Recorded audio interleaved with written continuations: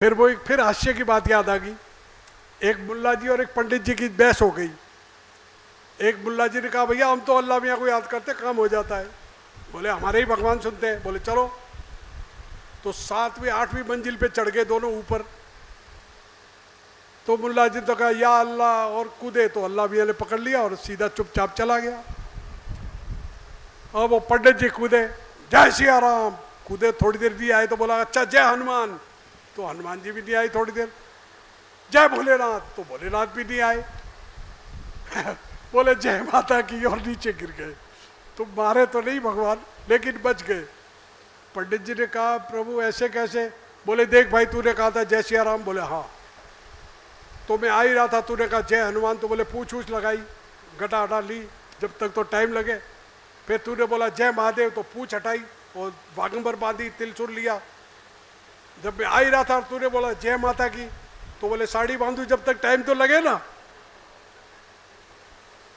ऐसे नहीं, एक ही कुआं खोदो जिस पर विश्वास है। कहने का अर्थ समझो, एक ही कुआं खोदो। बहुत से कहते हैं साहब अब कोई अच्छा मोटा मंत्र दे दो। तो मोटा मंत्र कैसा है? बैलगाड़ी में ले जाओगे उठा के? है मोटा मंत्र कौन सा? बैलगाड़ी में भर के ले जाओगे, फिर जपोगे कब? ऐसा है मंत्र लघु से लघु। अगर आपको बताएं तो वट वृक्ष देखा होगा आपने और सब जानते ही है? बड़ बड़ का पेड़ और बड़ के फल भी देखे होंगे, और बड़ के फल के अंदर उसके बीज भी देखे कभी? कैसे बारीक है, खसखस से भी बारीक। और उस बीज के अंदर इतना बड़ा वट समाया हुआ है। समझे कि नहीं? नहीं समझ में आई? उसी मंत्र में वो इतना बड़ा वट समाया हुआ है। मंत्र है, जो भी मंत्र है उसमें समाया हुआ है। आप जपो, उस बीज को डालो धरती में, पानी दो, सींचो, चलते चलते पौधा होगा। पौधा होते होते बड़ा होते होते इतना बड़ा वट वृक्ष हो जाएगा कि इसकी शाखाएं गिन नहीं सकते तुम। लेकिन ऐसा करोगे जब, तुम तो पहले ढूंढो मोटा मंत्र दो साहब। मोटा मंत्र कौन सा? उसके पीछे कितना बड़ा लालच है। ऐसा मोटा मंत्र दो कि मैं आज ही करोड़पति बन जाऊं, आज ही इतना पैसा आ जाएगा, सबकी बैंड बजा दूं। वाह वाह वाह, कहीं तेरी बैंड नहीं बज जावे। कर्म तो कर। जो कुछ मिलता है भजन से मिलेगा, भाग्य से मिलेगा, और भाग्य से भजन मिलता है, और भजन से भाग्य बन जाता है, जबरदस्ती नहीं। अब वो राशियों पे आते साहब, कई मेरे पास आते साहब मेरी राशि ये है, तेरी राशि तेरे घर रख। नहीं आपको पता नहीं, मैं नहीं जानता तेरी राशि, मेरी राशि है खराब, मैं तेरी राशि देखूंगा तो गड़बड़ हो जाएगी।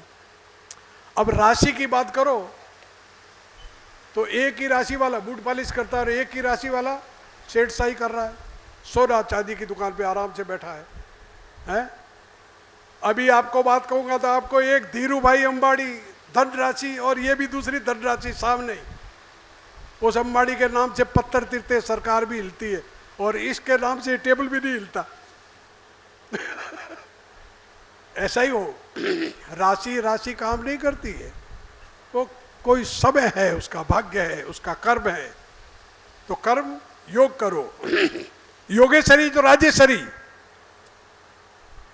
अब सुन लो, योगेश्वरी जो राजेश्वरी, और राजेश्वरी सो नरकेश्वरी। खूब भजन किया है तो इस जन्म में खूब संपत्ति वैभव होगा, ठाट से रहोगे। लेकिन उसमें रह करके अगर तुमने गड़बड़ की तो फिर तो सुअर चराने वाला, भंडूरे चराने वाला ही बनाएंगे, भग्गी बनाएंगे, दूसरा नहीं बनाएंगे, ठेठ नीचे। भलो रे जन्म कुकर बोल रो, भलो है पशु अवतार। वो पशुओं को चराने वाला बनाएंगे, क्योंकि कर्म हमारे। भगवान कहेंगे तेरे को जन्म दिया किस लिए, ये संपत्ति किस लिए दी? अच्छे काम के लिए। तूने अच्छे काम में लगाया? नहीं, अच्छा काम मान प्रतिष्ठा में लगाते लोग, और मान प्रतिष्ठा तो लगाने वाला उसका क्षय हो जाता है। ये गीता का प्रमाण। भगवान कृष्ण गीता में कहते हैं अर्जुन, पुण्य करने वाला अगर कहता है मैं दान कर रहा हूं, तो वो दान तो हाथ में जल के क्षय हो जाता है, जल जाता है, वो दान काम नहीं करता है। दान का तो ये पता नहीं लगे उसने किया है कि उसको मालूम ही नहीं, और इस बात को पकड़ लिया। इस्लाम ने ये बताया कि इस हाथ से दान करो तो उस हाथ को पता नहीं लगना चाहिए, उसका नाम दान। नहीं तो 25 रुपए दे के पूरे गांव में ढोल पीटता फिरे, मैंने मंदिर में 25 रुपए दिए ने, मेरा नाम लिखा नहीं इन्होंने, सबको देख लूंगा है? वो दान नहीं। लेकिन महापुरुषों ने कहा तन पवित्र सेवा किए, धन पवित्र दिए दान, मन पवित्र हरि भजन से, तो ऐसे हुए कल्याण। दान, राजा कर्ण ने दान दिया था, अभी अभी महाभारत रोज देखते ही हो। दान का पता नहीं लगना चाहिए भाई, वो तो मान प्रतिष्ठा के लिए देते हैं। मान प्रतिष्ठा एक कुछ समाज में ऐसा है, मान प्रतिष्ठा वो भी कर, वो दान नहीं देते, उनका नाम नहीं लिखोगे तो दान नहीं। किसका नाम लिखे? चलो थोड़ा एग्जाम्पल, इस हॉल के ऊपर तुम्हारा नाम लिख देवे आज, रामचंद्र, अमीचंद, जो भी नाम लिखवाना है, और आज से 5वीं 7वीं पीढ़ी को लाओ, किसी को पूछो उनके औलाद कोई, ये नाम किसका है? साला कोई बेईमान होगा यार, चोरी करके पैसा लाया होगा, वो तुम्हारी औलाद ही तुमको गाली देगी। नाम किसका है? और तुम्हारा है ही क्या जो तुम नाम लिख रहे हो? लेके जाओ फिर, साथ साथ रखो मत। बड़े बड़े महल पड़े रह गए यहाँ, बड़े बड़े समाधान हुए।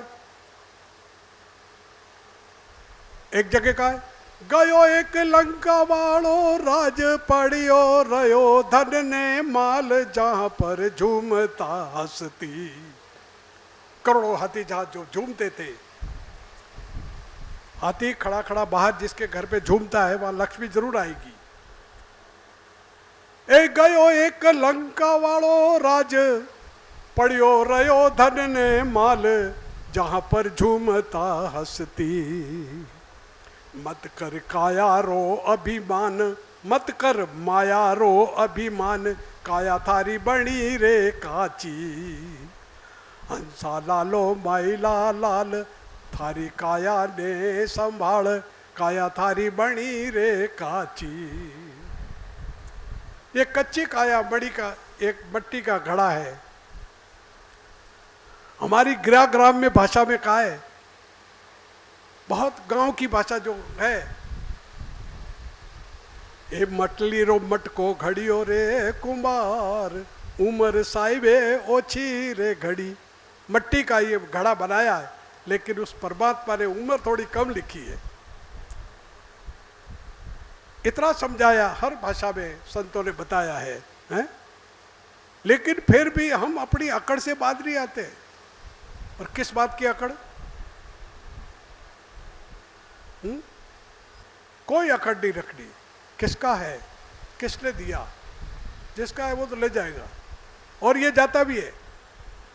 लक्ष्मी और भटियारी दोनों एक ही जात, आते को आदर देवे जाते न पूछे बात। ये जवानी जाती है, वैसे ये भी जाती है, लक्ष्मी जी भी जाती है, और करोड़ों गए हम देख रहे हैं।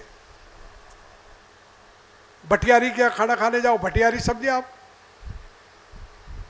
होटल पे खाना बनाती है वो भटियारी। तो आप जोधपुर जसवंत सराय के बाहर जाओ, जोधपुर नहीं देखा हो तो देखो, जसवंत सराय के बाहर से निकलो थैली लेके, तो वो भटियारी पूछेगी भाई साहब पधारो, भाई साहब पधारो, ऐसे बुलाएगी जैसे सगी बहन बुला रही है। कभी नहीं बुलाओ जैसे, अरे भाई साहब पधारो, जीप ले जाओ, बाजरीरा हो गया, मक्कीरा हो गया, ताजा ताजा देखो सब्जी बढ़िया, आपने पसंद रही है, जीबो साहब जीबो, तो खा ले वे भाई लोग। और जाने के बाद वो पूछती नहीं है बहन तू किस खाई में गिरेगा, नहीं, आते को आदर दे। वैसे भटियारी की तरह लक्ष्मी को भी उपमा दी है। लक्ष्मी और भटियारी इक्वल दोनों, लक्ष्मी और भटियारी दोनों एक ही जात। आते को आदर दे, जाते न पूछे बात। भटियारी की बात याद आ गई मुझे क्या है, कुछ न कुछ याद आ जाता है। वो भटियारी खूब अब मेहनत कर रही थी, आओ भाई साहब जीप ने जाओ, तो दो रेगिस्तान के बाड़मेर की तरफ के दो जटिया लंबू चौड़े 8-8 10-10 फीट के 8-8 फीट के दोनों जा रहे थे, भूखे भी थे। तो वो एक बोला कई भाई, तो के बहन जी घड़ो बनवार कर रही है, जो लो आओ जिमो। तो बहन जी के जिमो, बाजरीरा हो गया, मक्कीरा हो गया, वो समझ गई देख करके कि बाजरी खाने वाली है। तो भटियारी ने बड़ी खातरी की, तो दोनों भाई बैठ गए। बैठ के और कोई 20-20 सोगरे खाए, कम तो क्या खाए, वो तो रेगिस्तान के थे ना। 20-20 सोगरे खाए और खा पी के गए, वाह भाई मौज कर, थारे चूड़ा चूड़ी अमर रहे ने गाँव में आवे थारे गाडो भरो बाजरी नो। अरे बोले पैसे दे दो। अरे बोले पागल बात करे तू, धोखाबाजी करे कि क्यों, तो के मार्ग में तोड़ा ने बुलाया ने मोड़ कियो, भाई साहब जीमो, भाई साहब जीमो, घड़ी मनुहार करी खातरी जर तो जीम में बैठा, घड़ी मनुहार करी घड़ी खातरी करी जर तो जीम में बैठा ने तू जीमा ने पैसा मांगे, तू कैरी बहन है, गली भेगी है के। अब तो गले पड़ गया मामला, लोग शामिल हुए, आखिर मेरे भाई लोग खा के ही गए। बोले गांव में हाथ ने बाजरी नो गाडो भराओ, पैसा तो को दू। थे मार्ग में तोड़ा बुलाया, मार्ग जाते हुए को बुलाया, भाई साहब जीप ने जाओ, घड़ी खातरी की जरे आयो, ऐसे मत करना। तो लक्ष्मी और भटियारी दोनों एक ही जात, आते को आदर दे और जाते न पूछे बात। ये पूछती नहीं है जब तक पूछती है। इसके दो काम है, आती है तो कहाँ लात मारती है, हिप पे। हिप अच्छा इंग्लिश शब्द है ना इसलिए अच्छा नहीं, मारवाड़ी में कह दो, देसी भाषा में गांड के ऊपर लात मारती है। लक्ष्मी आती है जब तो यूं हो जाता है। कैसे होता है, यूं, उसको नीचे का सामान नहीं दिखता, वो ठोकर खाता रहता है, कई के ठोकर मारता है। और एक दिन ऐसे जाती है, एक लक्ष्मी को गुस्सा आवे के दे छाती में लात, कि फिर यूं हो जाता है, क्या हो गया, ढीला पड़ गया। और तो हजारों हो गए, हजारों शहंशाह हुए इस जमी पर, गए कूच कर जिनको जाते न जाना, किसे देख दिल तो हुआ है दीवाना, नहीं इस जिंदगी का कोई ठिकाना। कई चले गए, कई चले गए, कितने चले गए जिनका कोई पता ही नहीं। हम एक फूटी कौड़ी का अभिमान कर रहे कि शायद हमें हमारे जैसा कोई नहीं। अभिमान नहीं करना। समंदर में लहर आती रहती है, समंदर में एक कछुआ समंदर की बड़ी लहर से, बहुत बड़ा कछुआ था, तो लहर आई जोर से, तो समंदर के पानी के झोंके के साथ कछुआ भी बाहर आ गया। होगा कोई 20 किलो का, 50-30 किलो का कछुआ, भारी था, बाहर आ गया। अतः समंदर में रहता था, बाहर आए तो बेचारा बाहर की गर्मी उसको सूट नहीं करी, घबराया। तो कछुए को पानी की स्मेल आ जाती है, तो समंदर के पास कोई मट्टी खोदने वाले ये भर जाते हैं, टैंकर भरते रहे मट्टियों के, तो कोई खड्डा खोद गए थे, तो पानी जो था वो खड्डे में भर जाता था। कई बार समुद्र की लहर आती जब, तो उस खड्डे में पानी भरा हुआ था, उसके साथ मेंढक भी आ गए थे कुछ, तो उस पानी के अंदर वो मेंढक रहते, तो उनको पता ही था इतना इतना है, इससे ज़्यादा हमारा एरिया नहीं है। वो मेंढक वहाँ के ठाकर, उनमें एक मोटा मेंढक था, वो उनका राजा। वो तो होता ही है, सब में बलवान। गांव में भी सबसे पैसे वाला है वो सरपंच, या ठाकर है वो सरपंच, पैसे वाला वही है। तो बड़ा मेंढक था वो सरपंच उनका। वो कछुआ बेचारा भागा उस गर्मी के मारे, पानी की स्मेल आई जो उसमें लगा दी, उसने भी छलांग, जोर से छलांग लगाई तो सब मेंढक घबराए कि इतना बड़ा क्या गिरा ये। सब इधर उधर हो गए। आखिर मेंढकों ने मीटिंग की, बोली क्या हुआ, बोले कोई भारी चीज गिरी है, पर ये तो जानवर है जरूर, बोले समुद्र में से आया होगा।